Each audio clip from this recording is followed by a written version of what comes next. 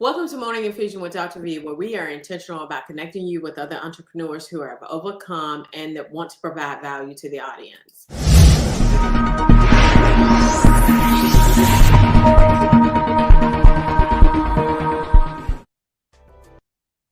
It's Dr. V here, where our coaching program teaches nurses to work from their computers anywhere around the world, make money and own their own time, building profitable nurse coaching and consulting businesses. So today we have Miss Eshonda Blue, who is absolutely amazing.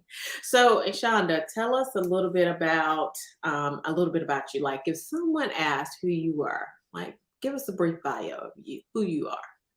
Yeah, a little bit about me. First of all, thank you and good morning. Thank you for having me on the show. Um, I am a registered nurse. I started a business, a senior care business with my sister, who's also a registered nurse. Um, we started our business because our grandmother at the time, this was about 16 years ago, told us she didn't want to go to a nursing home. And my background was working in a nursing home, and I knew the challenges that she would face. And so I didn't want her to go. I wanted her to be able to stay at home where she would have a better quality of life, her privacy, her dignity, but most importantly, her choice. That was something that she wanted. And at the time in my community, there was no service like that. So that is how, in the inspiration of how we started our business, my grandmother was our first client. So name of our company is Innovative Senior Solutions. We have generated over 20 million in lifetime sales. Um, we grew our company and started adding other lines of services. So we started out with in-home care, but we added adult daycare, personal care home, and transportation to our business model because our mission is to improve the lives of seniors by preventing them from going to a nursing home. And so we added on different types of community options. Like, I know I don't jumped off Viola, but my pet peeve is communities with nothing but nursing homes. Like, that is a pet peeve of me for a senior to think or to know that their only option is a nursing home. So I am doing my best to change that and make sure that seniors know they have options um, as they age. You know, you're still living. It doesn't mean that you got to go to the nursing home. So, um, but anyway, we did an asset sale in 2019. We sold our in-home care business for over $1 million, and I point that out for one. A lot of businesses, a lot of entrepreneurs don't know that, selling your business, should be a part of your exit strategy, or even your growth strategy. For us, it was a part of our growth strategy because when we did that, we didn't sell our name. It was just an asset sale. It was just the clients. And so we were able to keep our name and we continued to do our other service lines. And we were able to use that money to start our real estate holding company, which was definitely a major, major milestone in our business because that's when we got into real estate and we started. So it was like we started at that time when we sold that in-home care business, which was probably 80% of our revenue at the time and our time too. we Mhm. were we started that real estate holding company and we started a consulting company at the same time. And one of the issues we had with growing our business was we were told a lot of times by the bank, no. Even though we had a profitable business, we were told, no, we can't lend you this money. And so, of course, as we started helping other entrepreneurs start their senior care business, they were hearing the same thing. And so we were able to use the money we had from selling our business to buy properties and then help other entrepreneurs start their business. And so we kind of 10x that $1 million at this point. It's been is I know it's over 10x. Um, so now we're calling ourselves the McDonald's of senior care. We have about 25 properties and growing. And so that's just a little bit. Oh, and we have a franchise. We franchise adult day centers now. So that's just a little bit about me. Now, let me tell you, that is a lot, okay? Because like I am like, okay, so what I want to do is I want to roll it back. Okay, I want to roll it back. All right. So I want to number one, let's start from the beginning. All right. Okay. So you and your sister, y'all look like basketball players. Were y'all basketball players? Yep. Our mom was a basketball coach. So that you were basketball players, and so you played on a team together. Am I correct about that? Well, no, I'm 8 years older than her, but we both played on teams, just not together.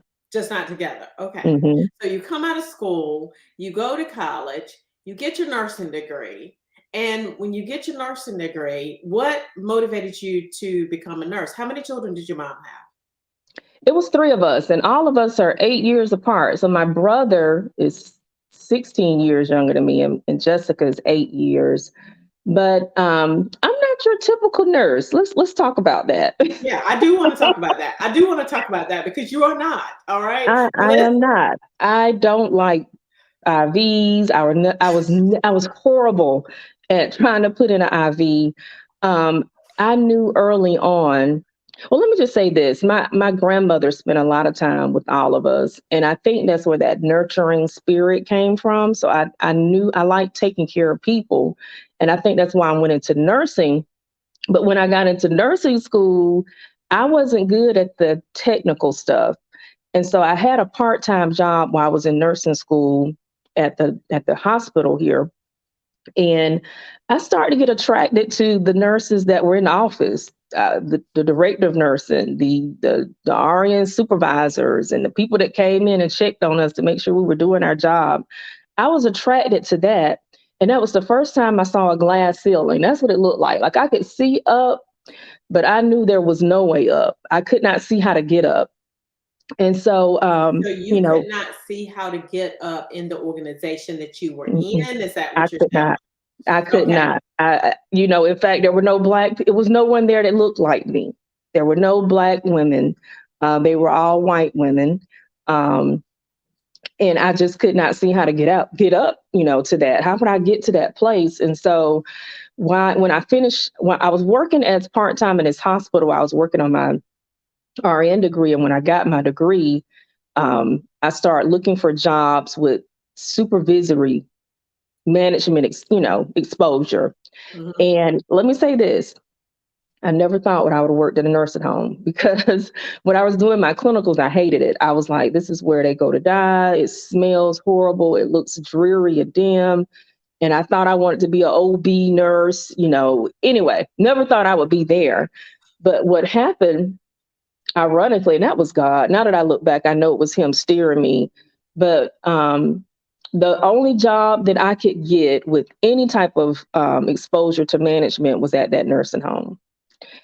So I Mm. take the job at the nursing home, and I fell in love. It was totally unexpected. I started talking to the residents there. I loved hearing the stories, the wisdom they had. I found out a lot of them did not have family. I became their family. And I also found out they were not going there to die, they were going there to live. And I made a declaration 20 something years ago that I would do any senior under my watch, I would do whatever I could to make sure they had the best life possible. So that's how I got into the nursing home industry. I took that job as a RN supervisor, didn't know nothing about managing. I think I was 23, 24. Um, and I just got thrown to the wolves. And anyway, that's a long story in itself because it was a LPN. I was actually working under LPN. She had been there like 30 something years and was really running the floor. And I asked her, I said, how do you get them to do what you need them to do? Because leadership is not about your title, right? It is not. Nothing L- about your title. Nothing. Let me tell you what she told me. She said, just tell them. And so, anyway, of course, I have since found out it's more than just telling them. But that was my introduction to managing. And anyway, make a long story short, I end up going in to another nursing home, becoming a director of nursing after 2 years. Um, well, I think this is something I might be worth sharing. So I took a job as an assistant director of nursing first, and when I took that job, first of all, I'm still the only one somebody looks like me in this kind of position. And I lost that job, and I didn't understand. It was the first time, again, I'm 24, 25, first time exposed to politics and just green, just didn't really, I'm just on this journey. I'm just happy to be there. I'm happy to have this position. And then one day, one of the caregivers is going to come to me and say, the DON having a meeting, and she's talking about getting rid of you. And so I'm like, what? I didn't even know it was coming, didn't understand it. But so when I heard that, one of the things I started doing was meeting with all the caregivers to just see, was there any issues they had with me? This 25 now. Okay, green, totally green. And one of the caregivers is going to tell me, she said, you know what? She said, you walked past me one day and you didn't even speak. If I can go back and find that lady today, oh my God, because she changed my life. Because, I didn't intentionally like not speak to her. I probably was thinking, who knows what I was thinking about. But what I learned from that was, if I'm going to be in these positions, my position matter. It matters how I treat people. Um, to the point that I got to see them. I need to speak to them. I need to acknowledge them. And so anyway, at 25, that was, I did lose my job, but it was a valuable lesson that put me on a trajectory to start self-educating myself about how to be a better leader. Right. That is And so that just kind of catapulted me, and it was history from then. Then I went on to be a DON. I took a nursing home that was in jeopardy of losing their license. We turned it around in 6 months and became deficiency free. And it was really because I had learned how to connect with my staff. I had learned how to be a leader. I had learned how to get them to follow me. So And that would be a they, valuable lesson that you would learn for where you were going, yeah. and I think that that's valuable because what happens is a lot of times people think that, okay, it's the other person. And the reality is that if we just look introspectively into Mhm. ourselves and we change ourselves, then we're going to take us wherever we go, right? Take That's the right. lesson and learn the lesson and keep it moving. So I That's love right. that. I love that. So now you went from your grandmother start talking to you about the fact that she don't want to go into this to the skilled nursing facility, and so then you wanted to take care of her. So you started taking care of her. How did that transition into a business model? Well, I'm going to go back to, so that company where I was a DON, they ended up promoting me as a nurse consultant.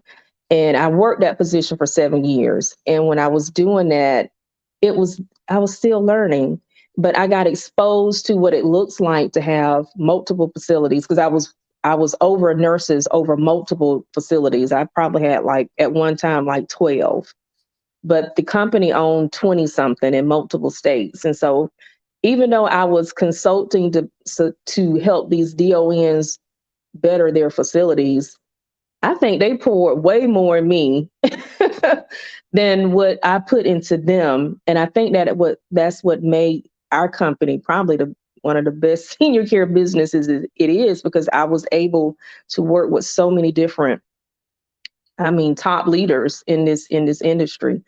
And so my point is, I was able to see the different levels of care in senior care. I learned that it didn't have to be nursing home, even though I was working in the nursing home. And so when it became our grandmother, um, our first thoughts, and I'm going to hit the business side of it, when me and Jessica met. Now, Jessica at the time, like I said, she was 8 years younger than me.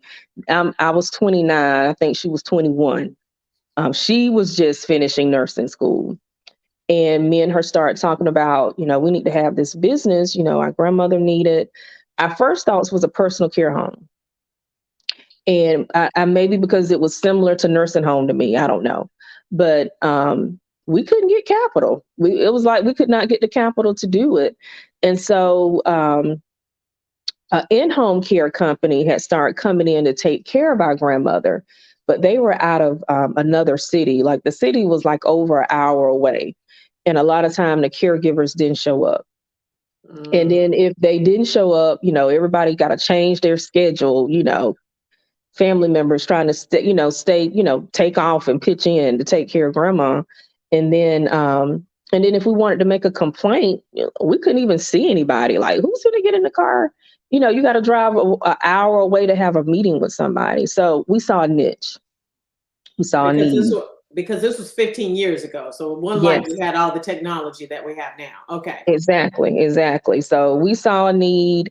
We capitalized, and we met someone that was working at the college, the local college here, and she helped us write our business plan. And she said, "Listen, I know someone at the technical college, and they're starting a business incubator program. It's brand new." She was like, "Would you be interested in learning more about it?" I said, "Yes, we would."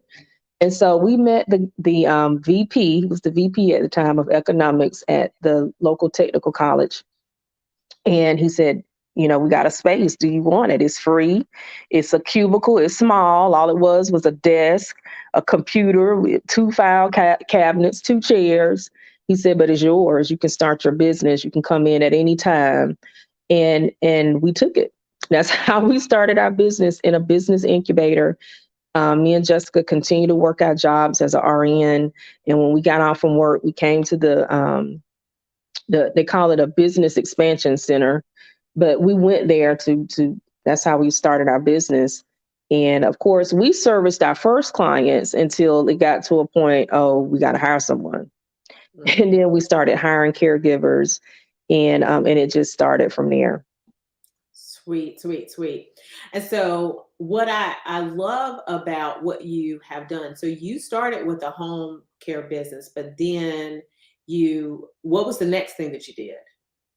So we stayed in that incubator, by the way, for 3 years. And I think we stayed so long because, one, even though we had started this business, I was comfortable with my job. I loved it. Like, I had six figures. I had Monday through Friday. I had profit sharing. I was tenured. And I tell people that if I wasn't, because I lost that job too. So I've been fired twice, by the way. I hope this is inspiring somebody. But, that's why I'm being so transparent. But I lost that job too because they found out I had a business. But anyway, that's not even the point. I probably would still be there today if I had not lost that job. And it's kind of like it pushed me into my entrepreneur journey. And when I lost my job, Jessica had left. We had made a decision before I lost my job for her to leave hers. We were making enough to support her. We weren't making enough to support both of us. So she had already left hers. I lost my job. And then me and her just had a meeting of the minds. And it was like, listen, either we're going to do this, and if we're going to do it, we got to do it. And we went on a marketing frenzy. It was crazy. Like, I really think for 1 year, me and her did nothing but market. We were going to churches. We were in high school parades, homecoming parades. We were in the town Christmas parade. We went to health fairs. We joined the chamber and got a list of all the civic groups, the Lions Club, uh, the Garden Club. I can name them all, honey. We were there. We called them. We called them and say, listen, we'll give you a free lunch. We just want to tell you about our story, because we knew we had something, because through the eyes of my grandmother, we knew, she was afraid. She did not want to leave home. And so, so through that journey with her, we knew we were on to something. Mhm. And so, um, honey, that 1 year, at first the phones was not ringing. At the Mm. end of that 1 year, the phones were ringing off the hook. Mm. Yeah. Good, good, good. So So now, why did they? I wonder why did they fire you because you had a business? Do they have a clause that you couldn't have a business? Again, I took that job. I think I was 25 when I got promoted as a nurse consultant, and I did sign a contract, which I did not read. And what was in that contract, what they showed me was that that my business was competing because I was consulting. Because they, even though I only worked in the nursing home division, they own other types of senior care businesses. They owned it, pharmacies, therapies. Um, they owned they did home health, and they tried to say that the home health was similar to home care, which we know is totally two different animals. So But tell me, that's what's what the difference? What's the difference between the two? home health is skill care. Home health, you have to have nurses there. You're billing Medicare. But the big difference is skill care. Home care is non-skill care. This is caregivers, that are going in doing personal care, ADL care. They're not, doing nothing that a nurse have to do. So it's a big difference. But again, and also behind that too, was I had hurt my back. So I had a workers' comp case going. That's how they even found out I had a business. I didn't tell them. I didn't even know it was an issue. I wasn't really hiding it. But because I had this workers' comp case, I guess they were sending out investigators. That's a whole nother story. But honey, yeah, that was the gist of it. I had signed a contract, and in the contract they said it was a competing business. Gotcha, gotcha, Yeah, gotcha.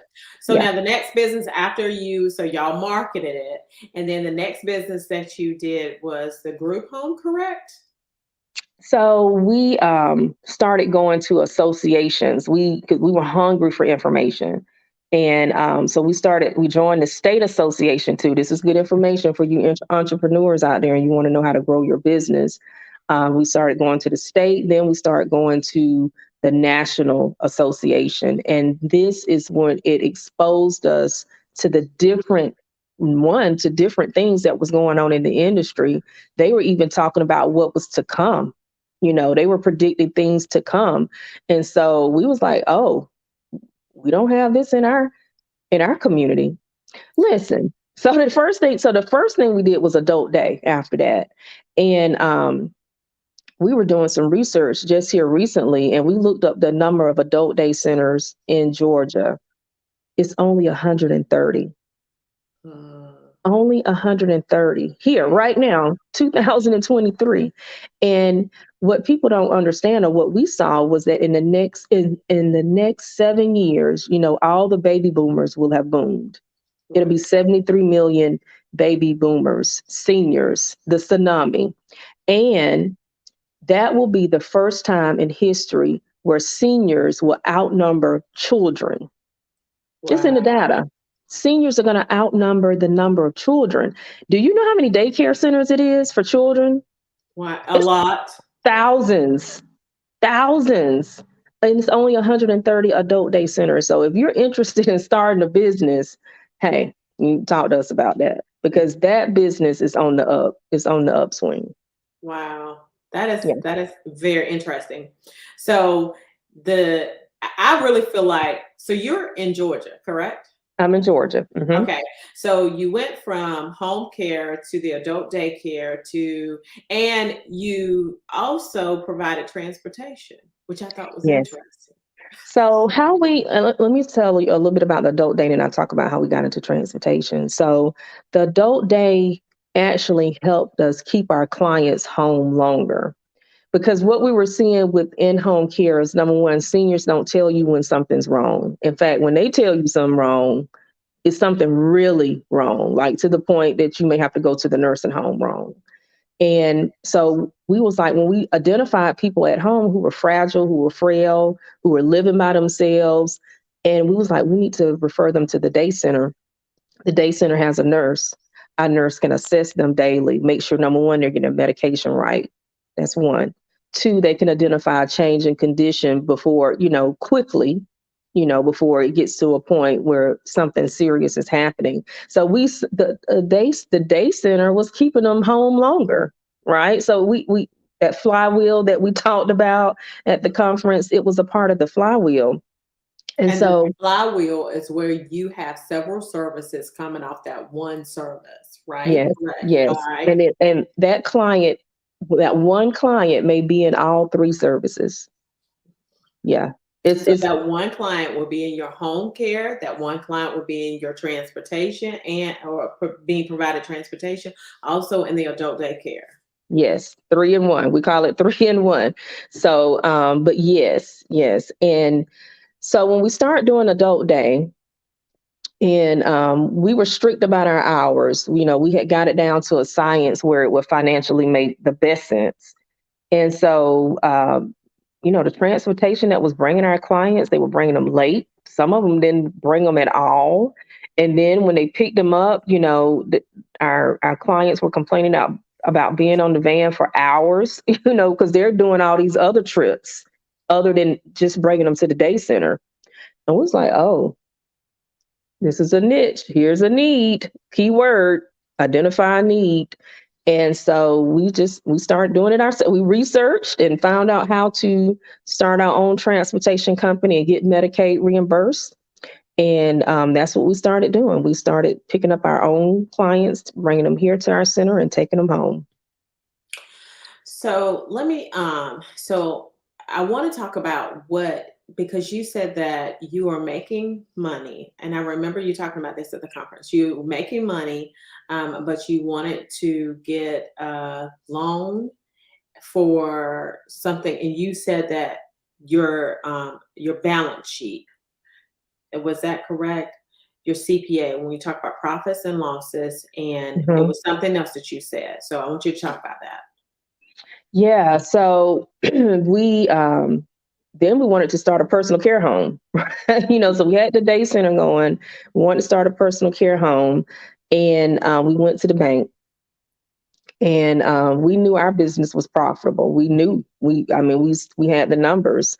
We knew our business was profitable, and when we sat down with that loan officer, they looked at our balance sheet, and they was like, "Yeah, your business profitable, but you don't have any assets.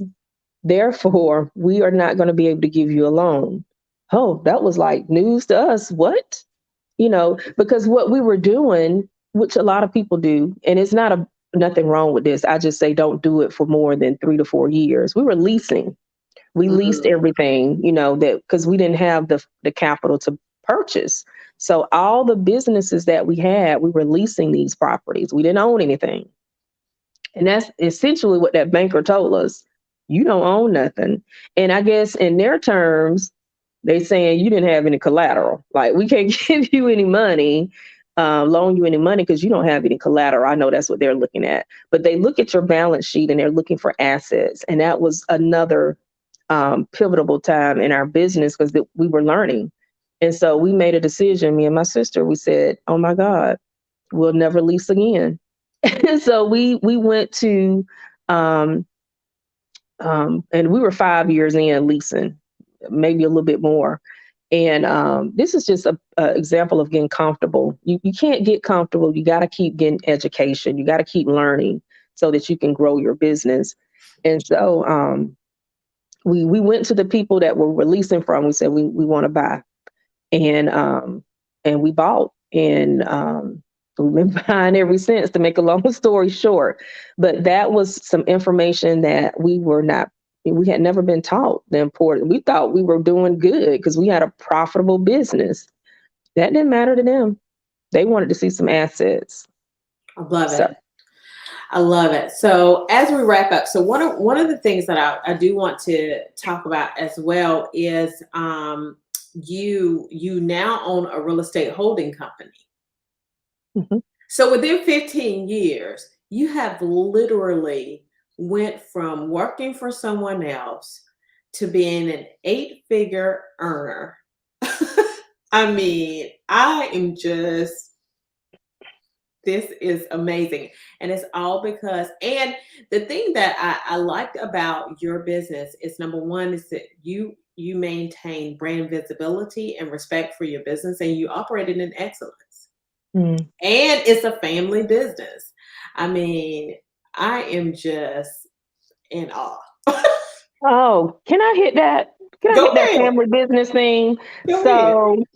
So, of course, me and my sister, we're the owners, and my brother has worked with us. He now coaches and teaches, but he worked for us probably about 3 or 4 years. My mom and dad works with us. My dad is over our transportation and maintenance. My mom does activities in our centers. Um, my children work for us. I have a 27-year-old daughter. Kayla been working with us since she was 16. She's done every role of nursing, well, not nursing, every role in this senior care business. She's been a caregiver. She's done marketing. She's been a site manager. Um, She's done it all. Now, my son is 22. Yeah, 23. And he's been working with us since he was 16 as well. And let me tell you the magic in this. Those two have never worked for anybody but this business. Mm, Yeah, yeah. yes. And the legacy that I'm leaving them, I know that if something happened to me tomorrow, they can run it. And I made them start at the bottom, and they stayed there for a long time. So they learned how to become great caregivers, but because that's the key. And then I wanted them to know, it don't matter who walks off the team, you got to be able to do it. You need to be able to do everything that this business has to do. You need to be able to know every job, every role. And but anyway, that I just love working with my family. I get to, as an entrepreneur in our business, I get to work with who I want, when I want, how I want, and where I want. And it is priceless. It's Mm. priceless. I love it. I love it. I Yeah. love it. And I love the fact that your grandmother started it, number one, Mhm. and that because of that team mentality that your mama taught you, that is the reason why it's been so successful. Yeah. So it's been an honor. It's been an honor talking to you. So how can they get in contact with anybody wants to get in contact with you because they want coaching from you? So Yeah. you did. I said if you want to do some home care, I'm not your girl. Eshonda is. So go ahead. Tell us how to get in contact. They can reach me on LinkedIn. I'm on LinkedIn, Eshonda Blue. So that's probably the best way. Our email is info@caregiving, innovativecaregiving.com. Let me say that again. Okay. Info@innovativecaregiving.com. Great, great, great. I love it. I love it. So, we will be having our Six Figure Nurse CEO conference that's coming up February 24th to 25th. We're still looking for sponsors, and we're also looking for vendors if you want to be a vendor or sponsor. And of course, purchasing a ticket. I ask that you like and share this podcast. And thank you, Miss Shonda, for showing up this morning. You have been absolutely amazing. Love, love, love talking to you because of your story and how you have just been amazing. So you guys have a phenomenal rest of your day.